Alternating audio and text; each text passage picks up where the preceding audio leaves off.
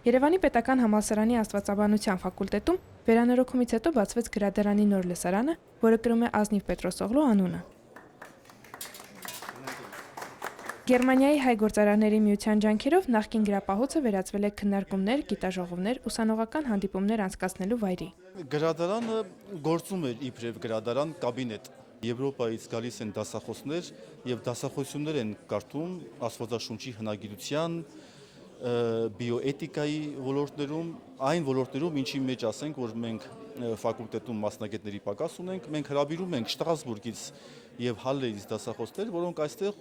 մեկ շաբաթ, երկու շաբաթվա ժամանակահատվածում հայտնի պրոֆեսորներ են, դասախոսություններ են կարդում մեր երիտասարդներին։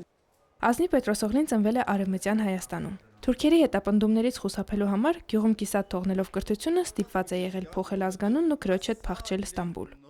Հետագայում էլ տեղափոխվել է Գերմանիա, ընտանիք կազմել եւ կրթություն ստանալու երազանքը այդպես էլ անկատար է մնացել։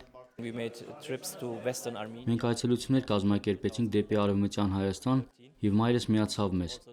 Երբ ես նրան պատմում էի հայ պատմության, տեղի դպրոցների ու եկեղեցիների մասին, որոնք հովանավորել էին հայ բարերարները եւ որոնք կրում էին իրենց անունները, նա հիացած էր եւ ասաց.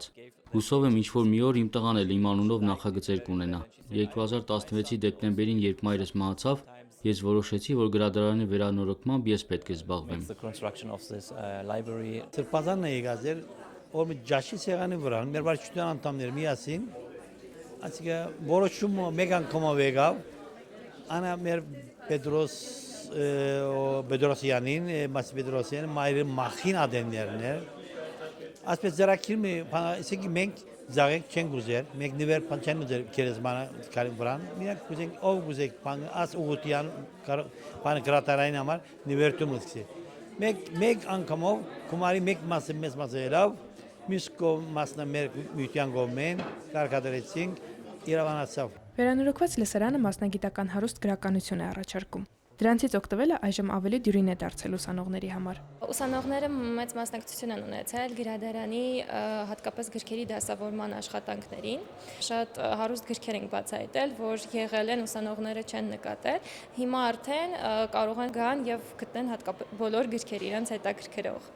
Հոկտեմբերին նոր լսարանում կմեկնարկի ֆակուլտետի ուսանողական գիտական նոր նստաշրջանը։ Մանե Անանյան, Վռամ Խանամիրյան, եկեղեցական կյանք։